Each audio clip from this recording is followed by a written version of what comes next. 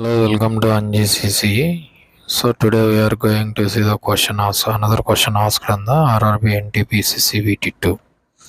So ఏమిచ్చారంటే from a taxi stand two cabs start at a speed of 57 kilometers per hour at an intervals of the 12 and 12 minutes. Both the a man coming in the opposite direction toward the taxi and meet the taxis in the 10 minutes అన్నాడు. So ఇలాంటి క్వశ్చన్లు మనకు speed అనేటటువంటిది రెండింటిది కూడా 57 kilometres ఇచ్చాడు. ఇలా speed ఇచ్చేసి only timings అనేటివి మెన్షన్ చేసేసి you have to find out the వేరే స్పీడ్ కనుక్కోండి అని అన్నారంటే సో సింపుల్గా so you have to find out in kilometres per hour.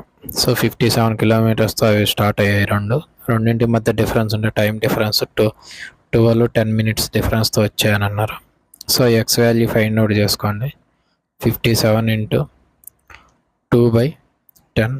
So 114/10 which is equals to 1/1. So దీనికి సంబంధించినటువంటి షార్ట్ ట్రిక్ ఇదే అనమాట.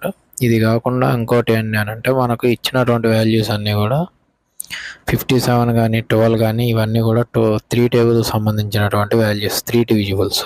సో మనకు వచ్చేటటువంటి ఫైనల్ ఆన్సర్ కూడా 3 డివిజిబుల్లో అయి ఉండాలి. ఇచ్చినటువంటి వాల్యూస్లో 3 డివిజిబుల్ ఏదుంది మనకు ఓన్లీ 11.4 ఉంది. 1 + 1 + 4 6.